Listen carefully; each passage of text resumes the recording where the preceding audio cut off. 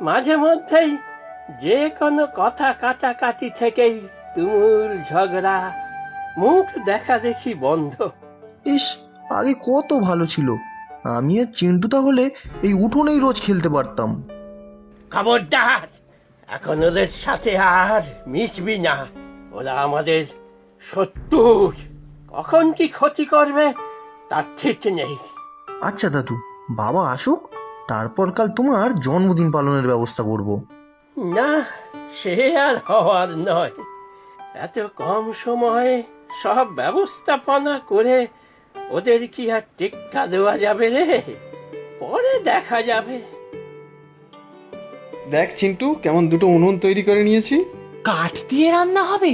হ্যাঁ তো, দেখছিস না, শুকনো সব কাঠ কেটে রেখেছি। আমিও কলা পাতা কেটে ধুয়ে রেখেছি।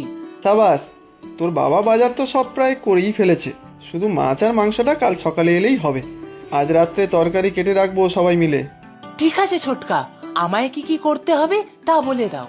রান্না আমি করেই নেব, তুই হাতে হাতে জোগাড় করে দিবি। তারপর সবাইকে খাবার দিতে হবে কিন্তু। ছোট বালতি হাতা সব আজকেই দেখে রাখিস। সাথে নীলু থাকলে খুব ভালো হতো। এই খবরদার, ও বাড়ির ছেলের কথা মুখেও আনিস না, বাবা দাদা জানতে পারলে খুব বকা খাবি কিন্তু। নীলু খুব ভালো ছোটকা। সে হোক গিয়ে, ও বাড়ির লোকজন খুব খারাপ, গায়ে পড়ে আমাদের সাথে ঝগড়া করে। দাদু তো আগে নীলুর দাদুর খুব ভালো বন্ধু ছিল। সে যখন ছিল তখন ছিল, এখন ওরা আমাদের শত্রু। ওদের দেখানোর জন্যই তো আমাদের বাড়িতে কাল এত আয়োজন। পাড়ার সবাই আসবে, কবজি ডুবিয়ে খাবে, আর ওরা দেখবে আর জ্বলবে। তুই যা চিন্টু, জল দেওয়ার মাটির খুঁড়িগুলো গুনে রাখ গিয়ে। কই রে, সব গেলি কোথায়? পিসি তুমি? এসো এসো এসো। কেমন আছিস তোরা? এতদিন পরে মনে পড়লো আমাদের।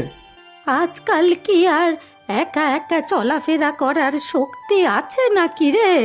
খোকা একটা গাড়ি ঠিক করে দিল, তাই চলে এলাম। অনেক দিন ধরে তোদের কথা খুব মনে পড়ছিল। তা বাকি সব কোথায়? আছে সবাই, সবাই তোমাকে দেখলে খুব খুশি হবে। এইটা বুঝি দাদু ভাই? হ্যাঁ, বড়দার ছেলে। আমি কে বলো তো দাদু ভাই?